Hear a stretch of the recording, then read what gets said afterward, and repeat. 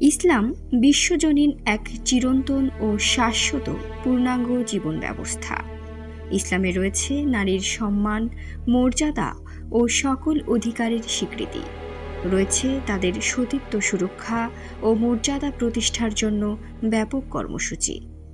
তাদের সম্মান, মর্যাদা ও সতীত্ব অক্ষুণ্ণ রাখতেই ইসলাম তাদের ওপর আরোপ করেছে হিজাব বা পর্দা পালনের বিধান।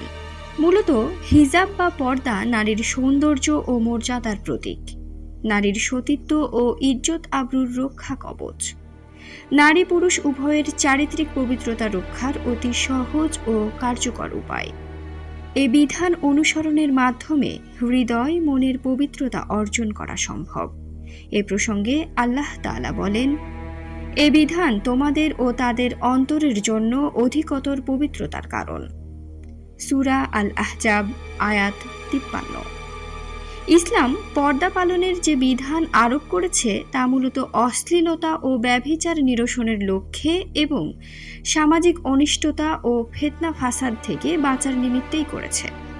নারীদের প্রতি কোনো প্রকার অবিচার কিংবা বৈষম্য সৃষ্টির জন্য করেনি, বরং তাদের পবিত্রতা ও সতীত্ব রক্ষার্থেই তাদের ওপর এ বিধানের পূর্ণ অনুসরণ করা অপরিহার্য। এ প্রসঙ্গে আল্লাহ তাআলা বলেন, আল্লাহ তো কেবল চান তোমাদের থেকে অপবিত্রতাকে দূরীভূত করতে এবং তোমাদেরকে সম্পূর্ণরূপে পবিত্র করতে। সূরা আল আহজাব আয়াত 33। এজন্য পর্দা বিধান ইসলামী শরীয়তের পক্ষ থেকে সাধারণভাবে সমাজ ব্যবস্থার এবং বিশেষভাবে উম্মতের নারীদের জন্য অনেক বড় ইহসান। এ বিধানটি মূলত ইসলামী শরীয়তের যথার্থতা, পূর্ণাঙ্গতা ও সর্বকালের জন্য অমোঘ বিধান হওয়ার এক প্রচ্ছন্ন দলিল। মানব সমাজকে পবিত্র ও পঙ্কিলতা মুক্ত রাখতে পর্দা বিধানের কোনো বিকল্প নেই। বিশেষ করে বর্তমান সমাজের যুবক ও তরুণ প্রজন্মকে রক্ষা ও নারী জাতির নিরাপত্তার জন্য পর্দা বিধানের পূর্ণ অনুসরণ এখন সময়ের দাবি।